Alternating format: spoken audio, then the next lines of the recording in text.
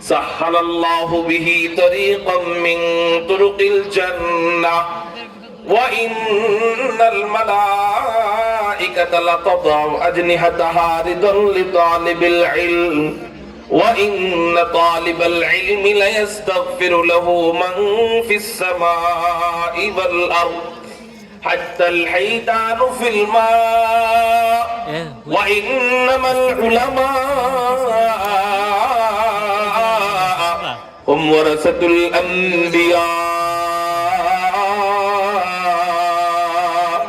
وإن الأنبياء لم يورثوا دينارا ولا درهما وإنما ورثوا العلم فمن أخذ به أخذ بحظ وافر أو كما قال عليه الصلاة والسلام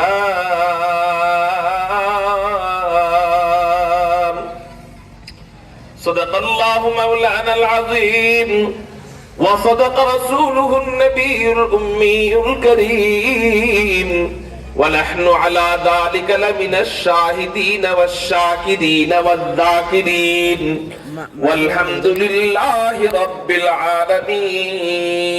العالمين شكرا درود إبراهيم قولي اللهم صل على محمد وعلى آل محمد كما صليت على إبراهيم وعلى آل إبراهيم إنك حميد مجيد اللهم بارك على محمد وعلى آل محمد كما باركت على إبراهيم وعلى آل إبراهيم إنك حميد مجيد الحمد لله আল্লাহ জাল্লা জালালুহু ওয়া আম্মা ওয়ালাহুর দরবারে লাখ কোটি শুকরিয়া আদায় করি যে মহান রব্বে কারীম আমাদেরকে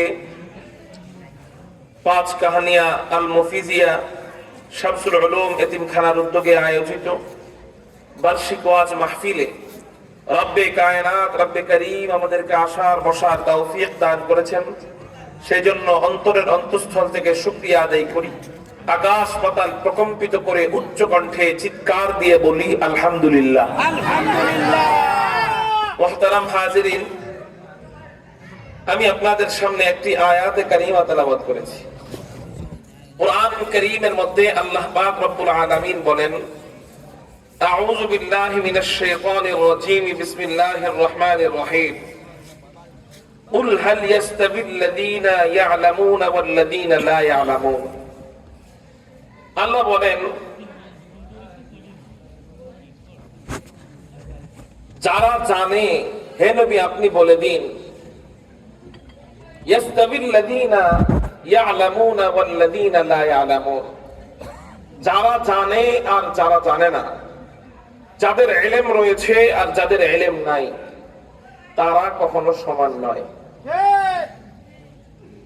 তারা কি প্রশ্ন করতেছেন আপনি জানাই দেন আপনার উম্মতকে হাল ইয়াস্তাবিল্লাযীনা ওয়াল্লাযীনা লা ইয়া'লামুন যারা জানে আর জানে না যারা আলেম আর যারা আলেম না তারা কি কখনো সমান না তারা কি সমান বলতেছেন কে আল্লাহ আল্লাহ বলতেছেন তো যারা আলেম আর যারা আলেম না তারা সমান হতে পারে না আল্লাহ জানাই দিয়েছেন তাদের ব্যবধান কত সুনানে দারিমির ভিতরে একটা হাদিস পাওয়া যায় হুজুর আকরাম সাল্লাল্লাহু আলাইহি ওয়াসাল্লাম বলেন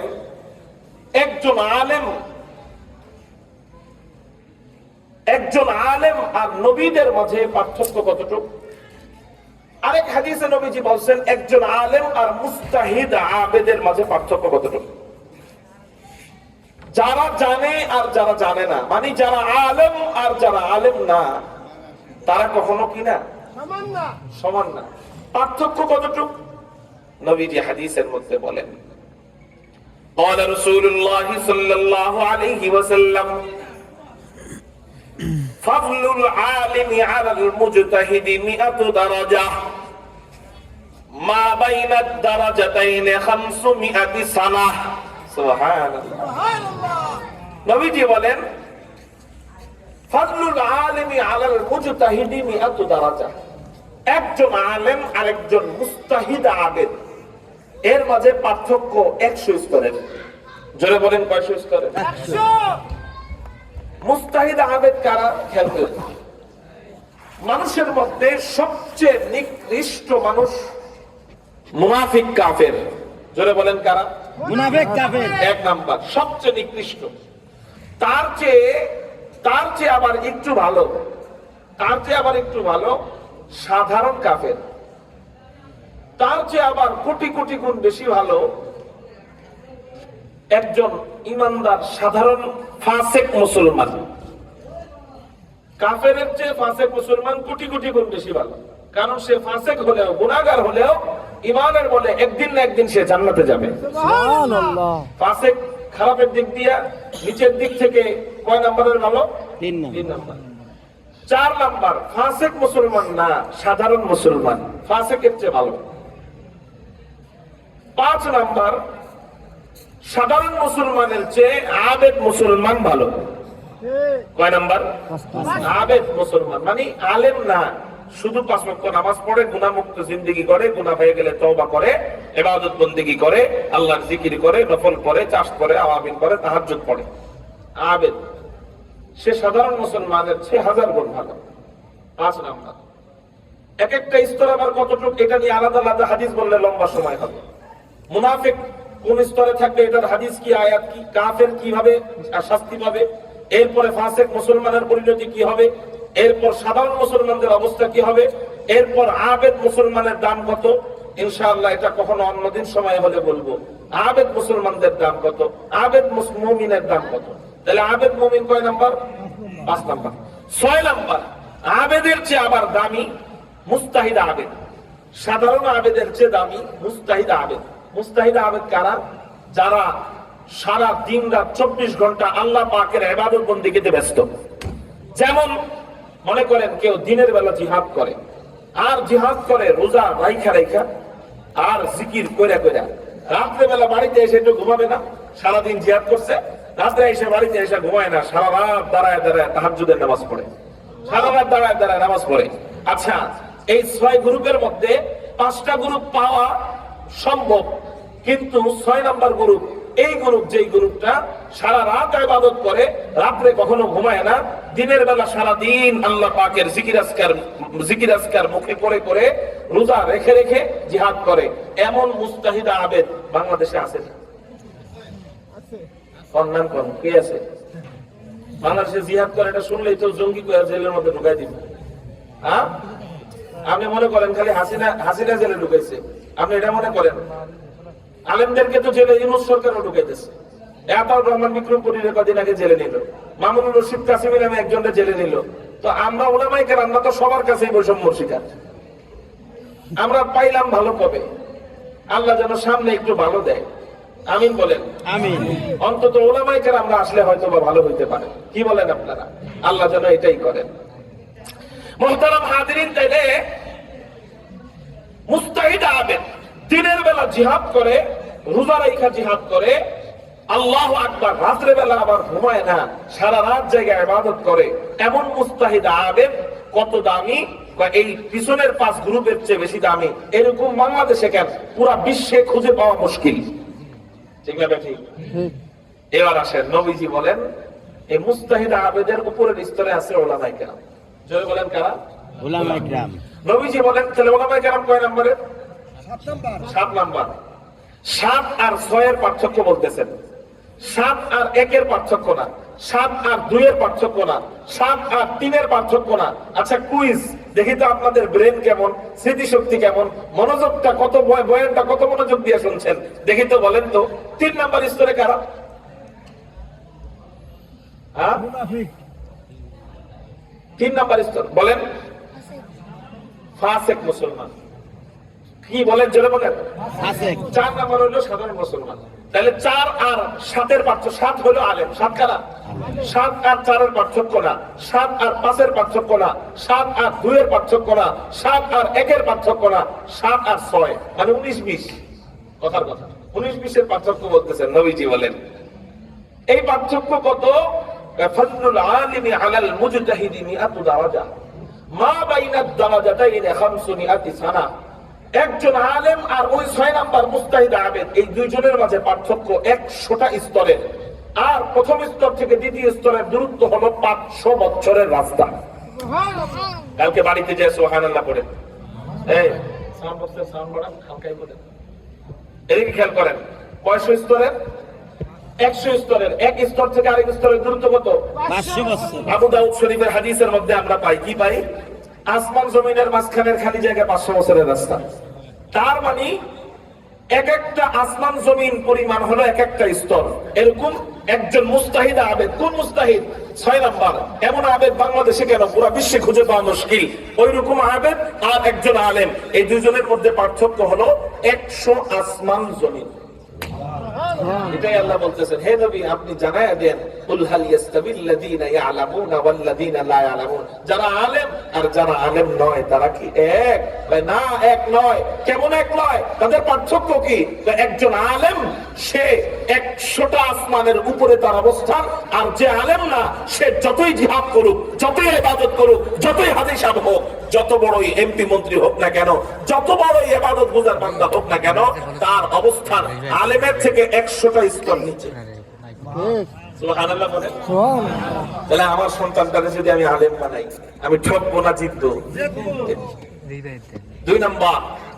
এবার আসেন আলেম আর নবীদের মাঝে পার্থক্য। কার মাঝে? আলেম আর নবীদের মাঝে পার্থক্য। ইতিপূর্বে বলছি আলেম আর মুস্তাহিদের মাঝে, এখন বলবো আলেম আর নবীদের মাঝে পার্থক্য। নবীজি হাদিসের মধ্যে বলেন আলেম আর নবীদের মাঝে পার্থক্য কতটুক? মান জাআহুল মাউত ওয়া হুয়া ইয়াতলুবুল ইলম লিইহইয়া বিহিল ইসলাম কানা বাইনাহু ওয়া বাইনাল আমবিয়াই দারাজাতুন ওয়াহিদা। নবীজি হাদিসের মধ্যে জানায় দেয় একজন আলেম আর নবীদের মাঝে কত পার্থক্য। কয় যে ব্যক্তি মারা গেল ইলমে দ্বীন শিখা অবস্থায়, আলেম হওয়া অবস্থায় মারা গেল, অথবা কোন আলেমের যখন মউত হয়ে গেল আর সে ইলম অন্বেষণ করছে, ওয়া হুয়া ইয়াতলুবুল ইলমা লিইহইয়া বিহিল ইসলাম, সে ইলম অন্বেষণ করছে ইসলামকে জিন্দা করবার জন্য, ইসলামকে সমুন্নত করবার জন্য। নবীজি হাদিসের মধ্যে জানায় দেয় ওই আলেমের মাকাম কত? কয় জান্নাতে ওই আলেমের মাকাম, নবীগণ আর ওই আলেমের মাঝে পার্থক্য থাকবে। কানা বাইনাহু ওয়া বাইনাল আমবিয়াই ফিল জান্নাতি দারাজাতুন ওয়াহিদাতুন।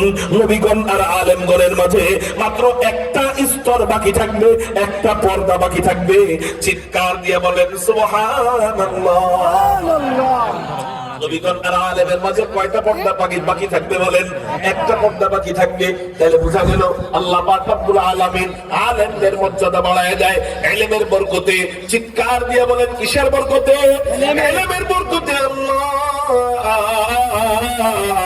আলেমদের মর্যাদা বাড়ায় দেয়। শুধু তাই না, শুধু তাই না, নবীজি তিরমিজি শরীফের মধ্যে জানায় দেয় ওয়া ইন্নাল মালাইকাতা লা তাদাউ আজনিহাতাহা রিদান লিতালিবিল ইলম। কোন তালিবে ইলম যখন মাদ্রাসায় পড়তে যায়, কোন তালিবে ইলম যখন হাদিস শিখতে যায়, কোন তালিবে ইলম যখন আলিফ পড়তে যায়, কোন তালিবে ইলম যখন বা পড়তে যায়, কোন তালিবে ইলম যখন আল্লাহকে জানতে যায়, আল্লাহকে শিখতে যায়, আল্লাহ পাক রব্বুল আলামিন ফেরেশতাদেরকে ডাক দিয়া বলেন ও আমার ফেরেশতারা, এই তালিবে ইলমটা, এই মাদ্রাসার ছাত্রটা আমি আল্লাহর কাছে কত দামি জানো নাকি?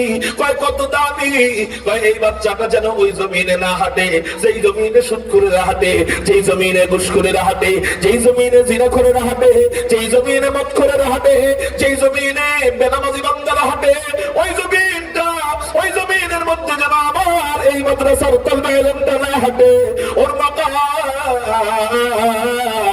আমি আল্লাহর কাছে এত বেশি, এত বেশি, এত বেশি। ওর পায়ের নিচে তোমাদের দামি দামি নূরের পাখাগুলা বিছায়া দাও। বাচ্চার পায়ের নিচে ফেরেশতাদের নূরের দামি পাখা মিশানো থাকেন। আপনার সন্তান বিসিএস ক্যাডার হইছে, লাল গালিচার সম্বর্ধনা পায়, আপনি সমাজের মধ্যে গর্বিত। আমারে তোমরা চিনো, আমি কে? কে তুমি? আমার সন্তান লাল গালিচার সম্বর্ধনা পায়। আমি বলবো মিয়া, লাল গালিচার কি দাম? 1 স্কয়ার ফিট লাল গালিচার দাম মাত্র 40 টাকা, 50 টাকা। কিন্তু ফেরেশতাদের একটা মাত্র নূরের পাখার দাম আল্লাহ কাছে কত বেশি কত বেশি কত বেশি। নবীজি হাদিসের মধ্যে জানায় যায় একটা পাখার দাম। আল্লাহু আকবার, আল্লাহু আকবার। আমি ভুল বলছি, এটা হাদিস না, এটা আমি বলতেছি আমার ধারণা, কসম কাইটা বললেও ভুল হবে না।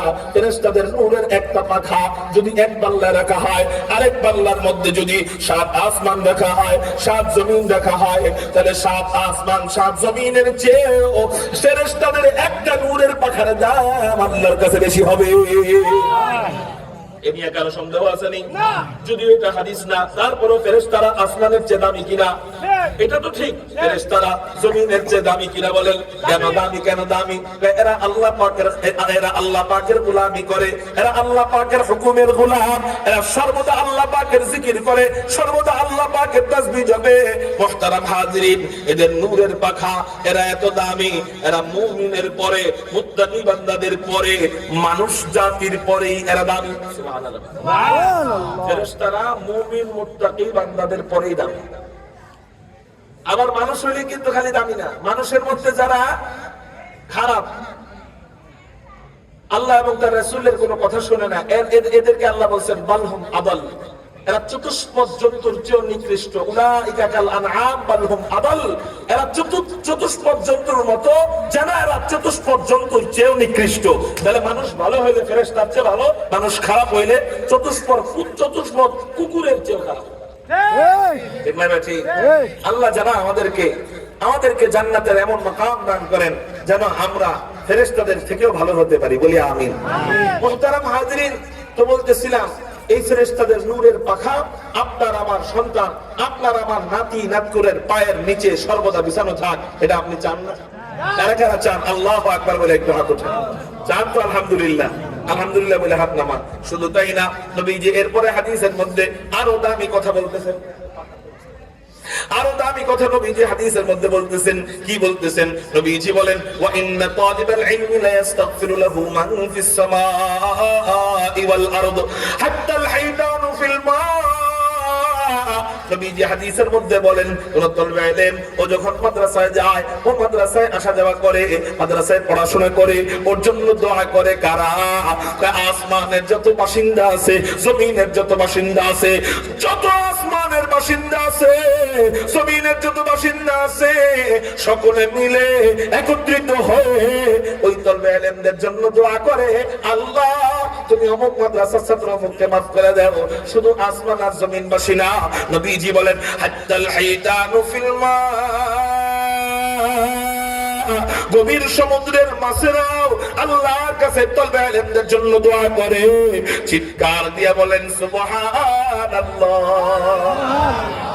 গভীর সমুদ্রের মাছেরাও আল্লাহর কাছে তলবে ইলমদের জন্য কি করে বলেন? আচ্ছা, আপনারা একটা ঘটনা জানেন না? বুখারী শরীফের হাদিস। এক বনি ইসরাইলের নারী, বেশ্যা নারী, পতিতালয়ের নারী, একটা কুকুরকে পানি পান করাইছিল। ওই কুকুরটা আল্লাহর কাছে দোয়া করছে, আল্লাহ যেই নারীটা আমাকে পানি পান করাইলো, আল্লাহ আমি জানি আমি অনেক নিকৃষ্ট, কিন্তু মওলা করিম আল্লাহ, আমি যতই নাপাক হই না কেন, আমি যতই নিকৃষ্ট হই না কেন, আমি তো তোমার ওই সৃষ্টি, আমি তোমার কাছে দোয়া করতেছি, ও মওলা করিম আল্লাহ তুমি এই মহিলাটারে মাফ করে দাও। আল্লাহ পাক রব্বুল আলামিন এই মহিলাটার জন্য এমন ভাবে দোয়া কবুল করছেন। কুকুর দোয়া করছে একটা, আল্লাহ কবুল করছেন কতগুলা? কয়েক। আল্লাহ ওই মহিলাকে মাফ করে দিয়েছেন। 2 নাম্বার, ওই মহিলাকে আল্লাহ জান্নাতের উঁচু মাকাম দিয়া, জান্নাতের আলা মাকাম দিয়ে দিবেন। 3 নাম্বার, ওই মহিলার ব্যাপারে নবীজির কান পর্যন্ত হাদিস পৌঁছাইছেন, খবর পৌঁছাইছেন। 4 নাম্বার, নবীজি এটা আবার ওই মহিলার ব্যাপারে নবীজির বরকতি জবান দিয়ে বলছেন। 5 নাম্বার, এই হাদিসটা সাহাবায়ে কেরাম শুনছেন। 6 নাম্বার, এই হাদিসটা সাধারণ কোনো হাদিস নয়, এই হাদিসটা সহিহ হাদিস হিসাবে এখনো পর্যন্ত অব্যাহত আছে। 7 নাম্বার, শুধু সহিহ হাদিস না, মুসলিমেও তো সহিহ হাদিস আছে, তিরমিজিতেও তো সহিহ হাদিস আছে, আবু দাউদেও তো সহিহ হাদিস আছে। হ্যাঁ, এই হাদিসটা এই সমস্ত কিতাবে নাই, ডাইরেক্ট কোরআনুল কারীমের পরে সবচেয়ে দামি কিতাব বুখারী শরীফের মধ্যে আল্লাহ দিয়ে দিয়েছেন। এই কিতাবের মধ্যে হাদিস চান্স পাওয়া যেন তেন কোনো কথা না। মুহতারাম হাজিরিন, এত মাকাম আল্লাহ বাড়ায় দিলেন একটা কুকুরের দোয়ার বরকতে। কুকুর দোয়া করছে একটা, আল্লাহ কবুল করছেন 7-8টা। হা হা হা, ওই আল্লাহকে এখন নাই। ওই আল্লাহ যদি এখন থাকেন, আমরা যদি আমাদের সন্তানদেরকে মাদ্রাসায় দেই, ওই সন্তানটা যদি মাদ্রাসায় পড়ে, ওই সন্তানটা যদি পড়ে আলিফ, ওই সন্তানটা যদি পড়ে বা, ওই সন্তানটা যদি পড়ে আলহামদুলিল্লাহ রাব্বিল আলামিন আর রহমানির রহিম মালিকি ইয়াউমিদ্দিন ইয়াকা না'বুদু ওয়া ইয়াকা নাস্তাঈন ইহদিনাস সিরাতাল মুস্তাকিম সিরাতাল লাযীনা আন'আমতা عليهم غير المغضوب عليهم ولا الضالين।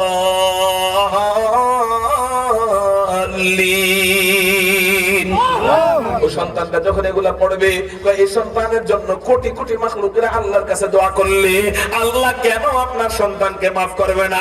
যে আল্লাহ এমন রহমান, যে আল্লাহ এমন রহিম, তার কাছে নামাজ প্রাণী দোয়া করলে ফিরিয়ে দেয় না। এতগুলা মাখলুক আল্লাহর কাছে দোয়া করলে কেন আপনার সন্তানকে আল্লাহ আল্লাহর ওলি বানাবে না? কেন আপনার সন্তানকে আল্লাহ জামানার শামসুল হক ফরিদপুরি বানাবে না? তাহলে ইলমের ফজিলত বুঝলেন কিনা? কোটি কোটি মাখলুক আল্লাহর কাছে দোয়া করে। শেষ 5 নাম্বার ফজিলতটা বলে আমার বয়ান শেষের দিকে নিয়ে যাই। অনেক কষ্ট হইতেছে, মনে কষ্ট নিয়েন না। আপনাদের কি কষ্ট হইতেছে নি? খুব মনোযোগ দেন। 5 নাম্বার ফজিলত নবীজি হাদিসের মধ্যে বলেন, কোন তালিবে ইলম যখন মাদ্রাসায় যায়, ওয়া বানা লাহু বিকুল্লি কদামিন মাদিনাতান ফিল জান্নাহ, কোন তালিবে ইলম যখন মাদ্রাসায় যায়, ওই তালিবে ইলমের প্রতিভা কদমে কদমে আল্লাহ জান্নাতে ওর জন্য শহর নির্মাণ করেন, সিটি নির্মাণ করেন। চিৎকার দিয়ে বলেন সুবহানাল্লাহ। জান্নাতের শহর নির্মাণ করে। জান্নাতের আবার শহর কতটুকু? জান্নাতের শহর আবার কত বড় একটু তো বুঝাইতেই হয়। জান্নাতের শহর কত বড় ওটা তো বোঝানোর ক্ষমতা আমার নাই, ওটা বোঝানোর সাধ্য আমার নাই। কারণ জান্নাত এমন যে যা জীবনে দেখে নাই এটা তা কল্পনাও করতে পারবে না। জান্নাত যে ব্যক্তি জীবনে দেখে নাই সে কখনো কল্পনাও করতে পারবে না। একমাত্র মানুষদের মধ্যে জান্নাত দেখেছেন আমাদের নবীজি, হাদিকুল ফখরে রাসূল, ইমামুল আম্বিয়া, সাইয়্যিদুল আম্বিয়া, সাইয়্যিদুল খালায়েক, আহমদ মুজতবা, মুহাম্মাদুর রাসূলুল্লাহ সাল্লাল্লাহু আলাইহি ওয়াসাল্লাম। তো উনি জান্নাত দেখাইসা আমাদেরকে ঘোষণা দিয়ে দিবেন, জান্নাত এমন কোন কান তা শুনে নাই, কোন চোখ তা দেখে নাই, কোন অন্তর তা কল্পনা করতে পারবে না। তারপরেও জান্নাত সম্পর্কে কিছু হাদিস পাওয়া যায়। কল্পনা যেহেতু করতে পারবে না তাহলে হাদিস বললেন কেন? হাদিস বলছেন এই জন্য, যারা আল্লাহ জান্নাত চায়, যারা মুত্তাকি হতে চায়, যারা আল্লাহ ওয়ালা হতে চায়, তাদের জন্য এই হাদিসগুলো সহায়ক হবে। সুবহানাল্লাহ বলেন। তো একটা হাদিসের মধ্যে পাইলাম তিরমিজি শরীফ 2য় খণ্ডের মধ্যে নবীজি জানায় যায় জান্নাতের খাট কত বড় হবে, জান্নাতের শহর কত বড় হবে, এটা বোঝার জন্য খাটের হাদিস বুঝি। নবীজি বলেন জান্নাতের খাট কত বড় হবে। আগেই বলছি জান্নাতের ব্যাপারে কল্পনা ঢুকবে, আমাদের আকলে ঢুকবে। আমাদের আকল তো দুনিয়ার কাছে সিলিন্ডার করে, মাকড়সার কাছে সিলিন্ডার করে। এতটুকু একটা মাকড়সা কিন্তু লম্বা লম্বা সুতা কেটে বের হয়, মাথায় ধরে না। তো ওই মাকড়সার জাল আমরা বানাইতে পারি না, বাবুই পাখির একটা বাসা বানাইতে পারি না। আমাদের জেহেন, আমাদের আকল দুনিয়ার কাছে সিলিন্ডার করে। জান্নাতি আসবাব নিয়ে আমরা কি বুঝতে পারবো? তারপরেও বলি মুহতারাম হাজিরিন, জান্নাতের এক খাট কত বড় হবে? নবীজি তিরমিজি শরীফের 2য় খণ্ডের মধ্যে জানায় যায় জান্নাতের এক খাট এই যদি দুনিয়াতে রাখা হয়, খাটের নিচের জায়গা, খাটের নিচের জায়গা জমিনে ঠেকা যাবে, খাটের উপরের অংশ ডাইরেক্ট আসমানে ঠেকা যাবে। কল্পনায় ধরেনি না, তো ধরে না বুঝলে এটা জান্নাতি খাট। সুবহানাল্লাহ বলে। তো এই হাদিস যখন আমি পড়তেছিলাম উস্তাদজিকে প্রশ্ন করলাম, উস্তাদ আমাকে তখন পড়াইতেছিলেন মুফতিনগর মাদ্রাসায়, দাওরায়ে হাদিসের বছর। হযরত যখন পড়াইতেছিলেন আমি তখন প্রশ্ন করলাম, হযরত এত বড় খাটে উঠবো কেমনে আর নামবো কেমনে?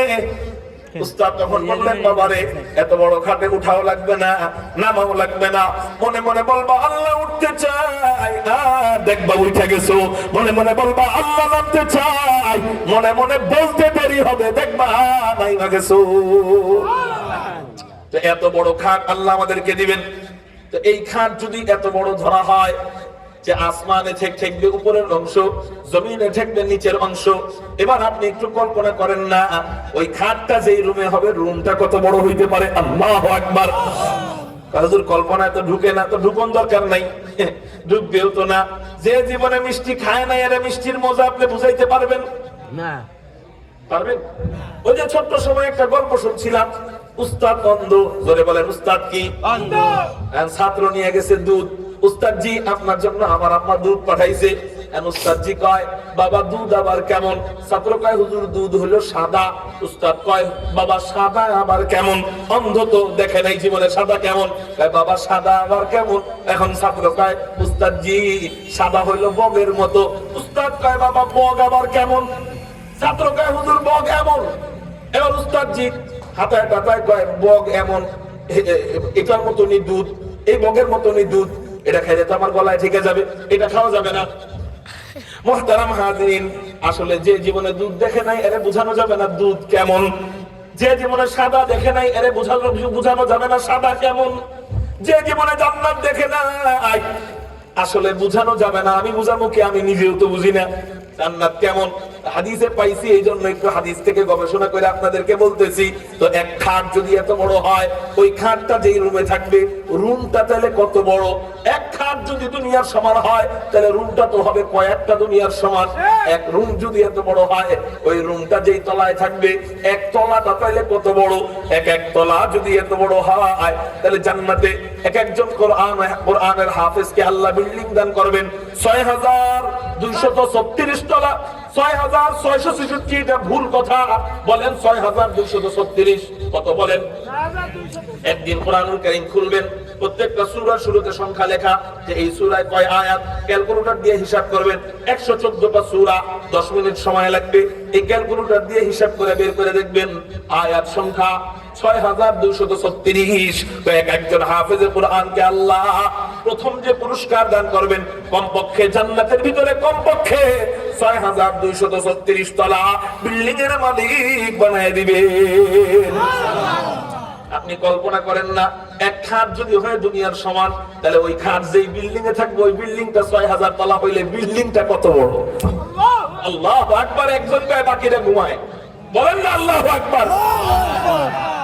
এবার আসেন, এক বিল্ডিং দিয়ে একটা শহর, ওই যে বলছিলাম শহর কত বড় বলবো, এক বিল্ডিং দিয়ে একটা শহর না হাজার লাখ বিল্ডিং দিয়ে একটা শহর? হাজার হাজার বিল্ডিং দিয়ে একটা শহর। জান্নাতে হাজার হাজার ওইরকম বিল্ডিং দিয়ে একটা শহর যখন আল্লাহ বানাবে, আপনি চিন্তা করেন এক খাট যদি হয় দুনিয়ার সমান, ওই শহরটা তাইলে কত বড় হইতে পারে।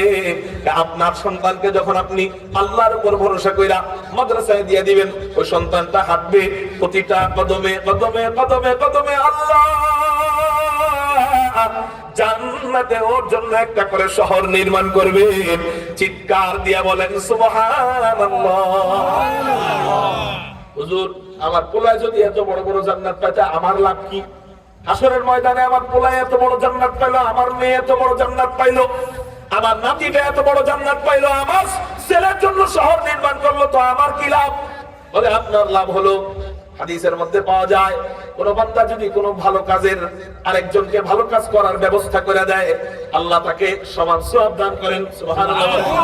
মনে করেন একজনে নামাজ পড়ে না, আপনি তারে হাত ধরে বললেন চলো নামাজে যাই, এবার সে নামাজ পড়লো, আপনিও নামাজ পড়লেন, তো আপনি নামাজ পড়ার কারণে আপনি তো সওয়াব পাইলেন শুধু আপনার নামাজের, কিন্তু সে নামাজ পড়লো, আপনি তারে নিয়ে আসছেন, তারে নামাজ পড়াইছেন, এই জন্য আল্লাহ তাকে তো এক নামাজের সওয়াব দিবেই, কিন্তু আপনার উসিলায় পড়ার কারণে তার নামাজের সমান সওয়াব আল্লাহ আপনাকে দিবে। এরকম যদি দুইজনকে নিয়ে যান, তাহলে এক ওয়াক্তে আপনারটা সহ 3 জনের নামাজের সওয়াব পাইলেন। 5 জনকে যদি নামাজি বানাইতে পারেন, তাহলে এক ওয়াক্তে 5 জনের নামাজের সওয়াব পাইলেন। আর যদি আপনি পুরো এলাকাবাসীকে তাবলীগে নিয়ে নিয়া, আল্লাহ ওয়ালাদের হালকায় নিয়ে নিয়া, আল্লাহ ওয়ালাদের খানকায় নিয়ে নিয়া, এদেরকে মানুষ বানাইয়া পুরো এলাকাকে নামাজি বানাইয়া দেন, ওই এলাকার সমস্ত মানুষদের নামাজের সওয়াব সমান সওয়াব আল্লাহ আপনাকে দান করবে। শুধু তাই না, তার উসিলায় তার পরবর্তী প্রজন্ম যত মানুষ নামাজি হবে, এর সওয়াবের অংশ আপনার কবরে যাবে। সুবহানাল্লাহ বলেন। এখান থেকে ফলাফল বের করি, ফলাফলটা হলো আপনি যদি আপনার সন্তানকে আলেম বানান, আপনার সন্তানকে হাফেজ বানান, ও সওয়াব পাবে। আর পরে যে আলেম বানাইছে আল্লাহ তারে এই সওয়াব থেকে বাদ দিবে না। ওরে যে কষ্ট করে পড়ালেখা করাইছে, ভ্যান চালায়া, রিক্সা চালায়া, খেতে কাজ কইরা, রোদে কাজ কইরা, সারাদিন দোকান চালায়া, কষ্ট অর্জিত টাকা পয়সা দিয়ে সন্তানকে মানুষের মতো মানুষ কইরা কবরে চলে গেছে। কবরে যাইতে দেরি হবে। ওই সন্তানের পুরো বুখারী শরীফ পর্যন্ত পড়তে, একেবারে আলিফ থেকে নিয়ে বুখারী শেষ হাদিস পর্যন্ত পড়তে যত শ্রম গেছে, যত মেহনত গেছে, যত পড়ালেখার ফজিলত গেছে, ওর পড়ালেখার ফজিলত। এত বললাম জান্নাতের কথা। দুনিয়াতে আরেকটা ফজিলত আছে। নবীজি বলেন, মাজলিসু ফিকহিন খায়রুম মিন ইবাদাতি 60 সানা। সুনানে দারাকুতনির হাদিস। ও এক একটা ক্লাসে বসছে, এক একটা ইলমের মজলিসে বসছে। মাদ্রাসার এক একটা ক্লাসের দাম নবীজি বলেন 60 বছর নফল ইবাদতের চেয়েও দামি। সুবহানাল্লাহ। এই সওয়াব কি আল্লাহ মা বাবাকে দিবে না? দিবে। যেই মা বাবা সন্তানকে এই 60 বছর নফল ইবাদতের সওয়াব পাওয়ার সুযোগ করে দেয়, সেই মা বাবাকে আল্লাহ ফিরিয়ে দিবে? খালি রাখবে? তো দিবেই। মুহতারাম হাজিরিন, এই জন্য আমার সন্তানকে যদি আমি মাদ্রাসায় পড়ায়া কবরে যাই, শুধু কি তাই, এই একটা সন্তানকে আমি মানুষ বানাইলাম মানে একটা বীজ বপন করলাম। কি করলাম? এই বীজ আস্তে আস্তে বড় হবে, গাছ হবে, গাছ থেকে ফল হবে, ওই ফল থেকে আবার দানা বের হবে, সেই দানা আবার মাটিতে পড়বে, মাটি থেকে আবার আরো হাজার হাজার গাছ হবে। হবে কি হবে না? আপনি একটা বীজ বপন করলেন, সেই সন্তান বড় হবে, বড় হওয়ার পরে 10 জনকে আলেম বানাবে, হাফেজ বানাবে, ওই 10 জন আবার 100 জনকে আলেম বানাবে, 100 জন আবার 1000কে আলেম বানাবে, 1000 1 লাখকে আলেম বানাবে, 1 লাখ 1 কোটিকে আলেম বানাবে। কিয়ামত পর্যন্ত এরকম আপনার সন্তানের যত ছাত্র বাড়বে, কিয়ামত পর্যন্ত যত সন্তান হাফেজ আলেম হবে, এর সওয়াবের অংশ আপনার কবরে প্রতিদিন নিয়মিত যাইতে থাকে। প্রতিদিন যাইতে থাকবে, প্রতিদিন থামবে না। আপনার ছেলে আপনার কবরের পাশে প্রথম মাসে আসবে, মারা যাওয়ার পর প্রথম মাসে আসবে, দ্বিতীয় মাসে আসবে, তৃতীয় মাসে ভুলে যাবে। আপনার স্ত্রী একদিন ভুলে যাবে, আপনার নাতি নাতকুর একদিন ভুলে যাবে, আপনার সহায় সম্পত্তি সব ভাগ বন্টন হয়ে যাবে, আপনার আত্মীয় স্বজন একদিন আপনার নাম আর বলবে না, ভুলে যাবে, সবাই ভুলে যাবে। কারণ চোখের আড়াল তো মনের আড়াল, যতই মায়া করুক ওই বিবি একদিন আপনাকে ভুলে যাবে, কিন্তু মালিক আপনাকে ভুলবেন না। একটা সন্তানকে যদি আপনি বীজ বপন করে রেখা যান, মাদ্রাসার লাইনে রেখা যান, আলেম বানায় রেখা যান, অথবা মেয়েকে আলেমা বানায় রেখা যান, তো কি হবে? ওই সন্তান ভুলে গেলেও তার উসিলায় যত ছাত্র পড়ালেখা করবে, হাফেজ আলেম হবে, দেখা যাবে এর সমান সওয়াব অথবা তার সওয়াবের একটা অংশ আপনার কবরে আল্লাহ। সবাই ভুলে গেছে, কেউ দাঁড় করেন আপনার জন্য, কিন্তু অটল ওই সন্তানগুলাকে হাফেজ আলেম বানানোর কারণে কিয়ামত পর্যন্ত সওয়াবগুলা কবরে নিয়মিত যাইতেই থাকবে। যেই ফেরেশতারা আসবে আযাব দিতে, ওই সওয়াব এসে হাজির। সুবহানাল্লাহ বলেন। যেই আসবে আযাব দিতে, বিশাল বড় এক বুখারী খতমের সওয়াব এসে পড়ছে। যেই আসবে আযাব দিতে, কোরআন খতমের সওয়াব এসে পড়ছে। আপনি হাশরের ময়দানে যখন যাবেন, আল্লাহ রাজা করবেন, আল্লাহ এই যে বিশাল বিশাল কোরআন খতমের সওয়াব দেখতেছি আমার আমলনামায়, বিশাল বিশাল বুখারী খতমের সওয়াব, কোটি কোটি তিরমিজি খতমের সওয়াব, কোটি কোটি মুসলিম খতমের সওয়াব। আল্লাহ, আমি তো মুসলিম বানানো পারি না, আমি তো বুখারী বানানো পারি না, আমি তো কোরআন বানানো পারি না, তাহলে এত সওয়াব আমার কাছে আসলো কেমনে? আল্লাহ বলবে, ওই যে একটা সন্তানকে আলেম বানাইছিলা, একটা সন্তানকে হাফেজ বানাইছিলা, ওর বরকতে কিয়ামত পর্যন্ত যত ছাত্র, যত ছেলেমেয়ে আলেমা হয়েছে, সমান সওয়াব আল্লাহ, সমান সওয়াব অথবা একটা অংশ তোমার কবরে আল্লাহ পাঠাইছে। এই জন্য তাকায় দেখো, কোটি কোটি বুখারীর সওয়াব তোমার আমলনামায়। সুবহানাল্লাহ। এই হলো এক লাভ, আপনার লাভ, গার্ডিয়ান হিসাবে আপনার লাভ। আরেকটা লাভ, আমি আমার একটা সন্তানকে হাফেজ বানাইলাম মানে আমি হাসরের ময়দানের একটা উকিল বানায় রেখে গেলাম। কি বানায় রেখে গেলাম? গ্রহণযোগ্য উকিল। আরে দুনিয়ার উকিল তো জজের মনোপুত হতেও পারে, নাও হতে পারে। যে রায় দেয় তাকে কি বলে? জজ বলে। দুনিয়ার উকিল কিন্তু এক জজের পক্ষ নিবে, আরেকজনের জজের বিপক্ষে নিবে, এমনই হয়। একটা বিপক্ষে হয়, আরেকটা পক্ষে হয়। কিন্তু জান্নাতে হাসরের ময়দানে আল্লাহ কোন কোন উকিলের পক্ষ নেবেন এটা দুনিয়াতে জানাই দিয়েছেন নবীজি। অর্থাৎ আপনি হাসরের ময়দানে যারা সুপারিশ করবে, এর মধ্যে এক নাম্বার নবীগণ সুপারিশ করবে। তিরমিজির হাদিস, ইউশাফাউ ইয়াউমাল কিয়ামাতি সালাস, আল আম্বিয়া, সুম্মা আল উলামা, সুম্মা শুহাদা। তিন প্রকার ব্যক্তিকে আল্লাহ সুপারিশের অনুমতি দিবেন। এক নাম্বার আল আম্বিয়া, নবীদেরকে সুপারিশের অনুমতি দিবেন। নবীগণকে সুপারিশের অনুমতি দিবেন। 2 নাম্বার সুম্মাল উলামা, উলামায়ে কেরামদেরকে সুপারিশের অনুমতি দিবেন। 3 নাম্বার সুম্মা শুহাদা, আল্লাহর রাস্তায় জিহাদ করে যারা শহীদ হবে এদেরকে সুপারিশের অনুমতি দিবেন। কয় গ্রুপ হইলো বলেন?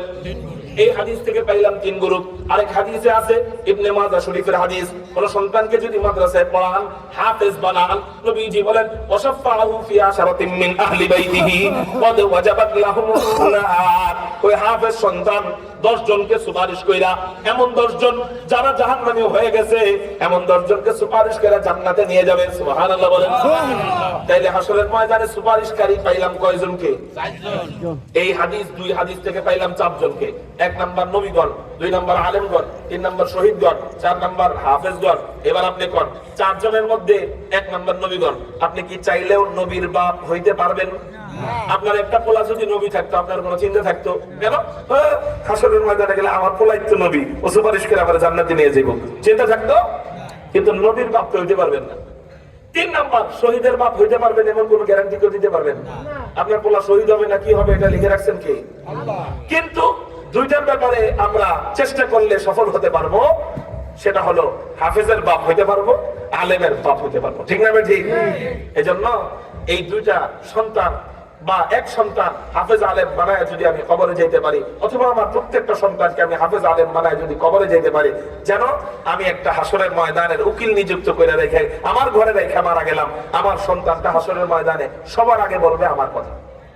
আমি সবার আগে করবো আমার বাপের কথা, তা আমার সন্তান সবার আগে করবো আমার কথা, মায়ের কথা, বাবার কথা। এটাই তো নিয়ম না? আপনার সন্তানটাও সবার আগে কার কথা বলবে? আপনার বিবির কথা, আপনার কথা বলবে। এই জন্য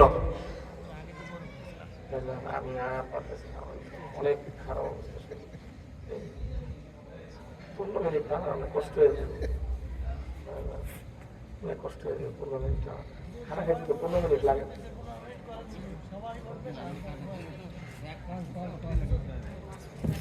একটু কষ্ট চলে আসছে আপনার 15 মিনিট চলে আসছে বাসা। আজকে আমার বড় ভাই এমন কষ্ট দিলাম, ওয়াজে বইছে এটা উড়াই দিলাম, খানা খাইতে বসে তাও উড়াই দিলাম। আল্লাহ বড় ভাই আমার মাফ করে দিয়েন, আপনাদের কাছে মাফ চাই, আল্লাহর কাছে মাফ চাই। আমিন বলেন। আল্লাহ যেন আমাদেরকে কবুল করে। আজকে যে কি কইতেছে মুখ দিয়ে তাও আমি জানি না। আল্লাহ আমাদের সবাইকে কবুল করেন বলি আমিন। তাহলে এখন ওয়াজ শুনে কি